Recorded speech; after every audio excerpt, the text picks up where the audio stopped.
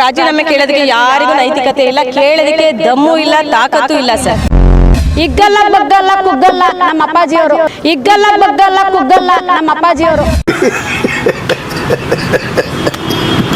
ಸಿದ್ದರಾಮಯ್ಯ ಸಾಹೇಬ್ರು ಇದ್ರೆ ಪ್ರತಿ ಒಂದು ಸಮಾಜಕ್ಕೂ ಕೂಡ ಆಸರೆ ಆಗ್ತಾರೆ, ಒಂದು ಬೆಳಕಾಗ್ತಾರೆ. ಆ ಬೆಳಕನ್ನ ಇವತ್ತು ಈ ಕರ್ನಾಟಕ ನಾಡಿನ ಜನತೆ ಅರ್ಥ ಮಾಡ್ಕೋಬೇಕು.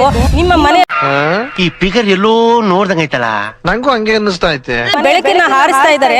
ಇವತ್ತು ಕರ್ನಾಟಕ ಜನತೆಗಳು ಅರ್ಥ ಮಾಡ್ಕೊಳ್ಳಿಲ್ಲ ಅಂದ್ರೆ ನಿಮ್ಮ ಮನೆ ಖಂಡಿತವಾಗ್ಲೂ ಕತ್ಲಾಗ್ಬಿಡುತ್ತೆ. ಇಂಥ ಬಡವರ ಪರವಾಗಿ ನಿಂತಿರೋರ್ನ ದಯವಿಟ್ಟು ಇಳ್ಸಕ್ ಹೋಗ್ಬೇಡಿ.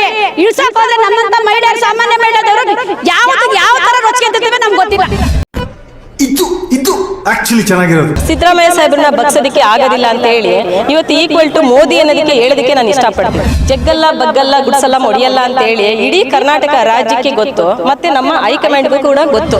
ಸ್ನೇಹಿತರೆ, ಇನ್ನೊಂದು ಸ್ವಲ್ಪ ಹೊತ್ತು ಕೂತ್ಕೊಳ್ಳಕ್ಕಾಗಲ್ಲ ನಿಮ್ಗೆ? ಕೂತ್ಕೊಳ್ಳ, ಒಂದ್ಸಾರಿ ಹೇಳಿದ್ರೆ ಗೊತ್ತಾಗಲ್ಲ ನಿಮ್ಗೆ. ಆ ಮನುಷ್ಯಂಗೆ ಇವತ್ತು ಇಡೀ ಕರ್ನಾಟಕದಲ್ಲಿ ಟಾಂಗ್ ಕೊಡಕ್ಕೆ ನಿಂತಿರಂತ ಮನುಷ್ಯ ಅಂದ್ರೆ equal to Modi. CM, Karnataka CM equal to Modi ಅಂತ ಹೇಳೋದಕ್ಕೆ ಇಷ್ಟಪಡ್ತೀನಿ. ಈ ಬಡತವಿಂದ ದೇಶ ಉದ್ಧಾರ ಆಯ್ತದ. ಸಿದ್ದರಾಮಯ್ಯ ಅಂತಂದ್ರೆ ಕಾನೂನು ಅಂದ್ರೆ ಸಿದ್ದರಾಮಯ್ಯ ಅವರು ಇಲ್ಲಿ ತನಕ ಬೆಳೆದು ಬಂದಿದ್ದಾರೆ. ಎಲ್ಲಿಯೂ ಕೂಡ ಒಂದು ಕಪ್ಪು ಚುಕ್ಕೆ ಕೂಡ ಇಲ್ಲ.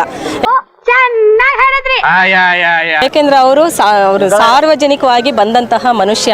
ಆ ಮನುಷ್ಯಂಗೆ ಇವತ್ತಿನ ದಿವಸ ಕಪ್ಪು ಚಿಕ್ಕೆ. ಯಾಕೆಂದ್ರೆ ನೋಡಿ, ಕಾಂಗ್ರೆಸ್ ಪಕ್ಷದಲ್ಲಿ ಜಗ್ಗಲ್ಲ ಬಗ್ಗಲ್ಲ ಗುಡ್ಸಲ್ಲ ಮೊಡಿಯಲ್ಲ ಅಂತ ಹೇಳಿ ಇಡೀ ಕರ್ನಾಟಕ ರಾಜ್ಯಕ್ಕೆ ಗೊತ್ತು.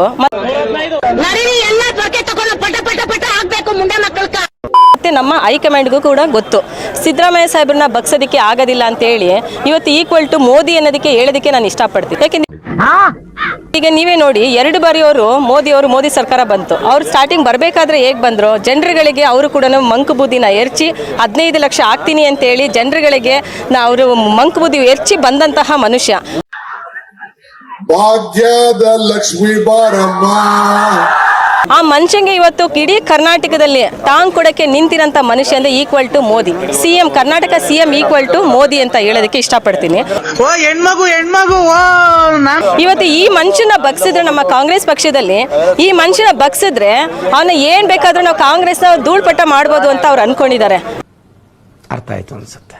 ಅದು ಖಂಡಿತ ಸಾಧ್ಯ ಇಲ್ಲ. ಯಾಕೆಂದ್ರೆ ಈಗ ನಮ್ಮ ಡಿ ಕೆ ಸಾಹೇಬ್ರು ಕೂಡ ಹೇಳ್ದಂಗೆ ಈ ಬಂಡೆ ನಿಂತಿದೆ ಸಿದ್ದರಾಮಯ್ಯ ಸಾಹೇಬ್ರಿಗೆ ಅಂತ ಹೇಳಿದ್ರು. ನಾವು ಖಂಡಿತವಾಗ್ಲೂ ಡಿ ಕೆ ಸಾಹೇಬ್ರಿಗೂ ಕೂಡ ನಾವು ಅಭಿನಂದಿಸ್ತೀವಿ. ಯಾಕೆಂದ್ರೆ ನಮ್ಮ ಸಾಹೇಬ ಈ ಗತ್ತು ಏನು ಅಂತ ಹೇಳಿ ಎಲ್ಲರಿಗೂ, ಇಡೀ ನಮ್ಮ ಶಾಸಕರಾಗಿರ್ಬೋದು, ಮಂತ್ರಿಗಳು ಎಲ್ಲರಿಗೂ ಕೂಡ, MLAಗಳು ಎಲ್ಲರೂ ಕೂಡ ಸಿದ್ದರಾಮಯ್ಯ ಸಾಹೇಬ್ರ ಪರವಾಗಿ ನಿಂತಿದ್ದಾರೆ. ಇಂಥ ಜನ ಎಲ್ಲಿ ಸಿಗ್ತಾರೆ ನಿಮ್ಗೆ? ಹೊಡಿರಿ ಚಪ್ಪಾಳೆ, ಹೊಡಿರಿ. ಇದು ನಮ್ಮ ದೇಶ ಅಂದ್ರೆ. ಇವತ್ತು ಇಷ್ಟು ಜನ ಬಂದು ಇವತ್ತಿನ ದಿವಸ ಏನೀಗ ನಾವು DC ಗೆ ಮನವಿ ಮಾಡ್ಕೊಂಡಿದೀವಿ, ಇದನ್ನ ಗವರ್ನರ್ ಸಾಹೇಬ್ರು ಆಲಿಂಗಿಸ್ಬೇಕು. ಯಾಕೆಂದ್ರೆ ನೋಡಿ, ಒಬ್ರು ಗವರ್ನರ್ ಅಂದ್ರೆ ಕರ್ನಾಟಕದಲ್ಲಿ ತಮ್ಮ ಇಷ್ಟ ಬಂದಂಗೆ ಮಾಡುವಂತವ್ರಲ್ಲ.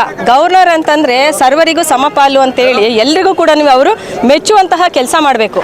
ಇವತ್ತು 3ನೇದು 10 kg ಅಕ್ಕಿಯನ್ನ ಫ್ರೀಯಾಗಿ ಕೊಡ್ತೀವಿ. ಕರ್ನಾಟಕ ರಾಜ್ಯದಲ್ಲಿರುವ ಪ್ರತಿ ಕುಟುಂಬಕ್ಕೂ ನನ್ನ ಪ್ರಶ್ನೆ ಒಂದು, ಫ್ರೀ ಗಿಫ್ಟ್ ಎಂದೆಲ್ಲ ನಂಬಿ ಮೋಸ ಹೋಗ್ಬೇಡಿ. ನೀವ್ ಅನ್ಕೊಂಡಿದೀರಾ ಫ್ರೀ ಅಂತ. ಯಾರು ಯಾವುದನ್ನು ಫ್ರೀ ಆಗಿ ಕೊಡೋದಿಲ್ಲ.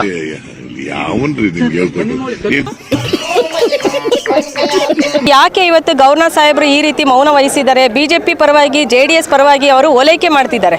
ಇದು ಮಾಡ್ತಾ ಇರೋದು ತಪ್ಪು ಅಂತ ಹೇಳೋದಕ್ಕೆ ಇವತ್ತು ಇಷ್ಟು ಜನ ಬಂದಿದಾರಲ್ಲ, ಇದೇ ಸಾಕ್ಷಿ. ಇನ್ನು ಮುಂದೇನಾದ್ರೂ ಕೂಡ ಅವರು ಎಚ್ಚೆತ್ಕೋಬೇಕು. ಖಂಡಿತವಾಗ್ಲೂ ಇದು ಸಾಧ್ಯ ಇಲ್ಲ. ಸಿದ್ದರಾಮಯ್ಯ ಸಾಹೇಬರು ಯಾವ ಒಂದು ತಪ್ಪು ಕೂಡ ಅವರು ಮಾಡಿಲ್ಲ. ಇದರಲ್ಲಿ ಪ್ರತಿಯೊಂದು ಪಾರದರ್ಶಕವಾಗಿ ಇದೆ. ಇಂಥ ಪಾರದರ್ಶಕವಾಗಿ ಇರುವಂತಹ ಮನುಷ್ಯಂಗೆ ಇವತ್ತೊಂದು ದಿವಸ ಮಾಡ್ತಾ ಇದ್ದಾರೆ ಅಂದ್ರೆ ಕಗ್ಗೋಲೆ ಮಾಡ್ತಾ ಇದ್ದಾರೆ ಸರ್ ಅವರು. ಬ್ರದರ್ಸ್ ಅವರು, ದೇ ಆರ್ ಮೈ ಬ್ರದರ್ಸ್. ನಾವು ಖಂಡಿತವಾಗ್ಲೂ ಉಗ್ರ ಹೋರಾಟ ಮಾಡ್ತೀವಿ. ಇದು ನ್ಯಾಯ ಸಿಗೋ ತನಕ ನಾವು ಬಿಡಲ್ಲ. ಕಾನೂನುಬದ್ಧವಾಗಿ ನಾವು ಬರ್ತೀವಿ. ಬರೀ ಇಂಥದೆಯಾ?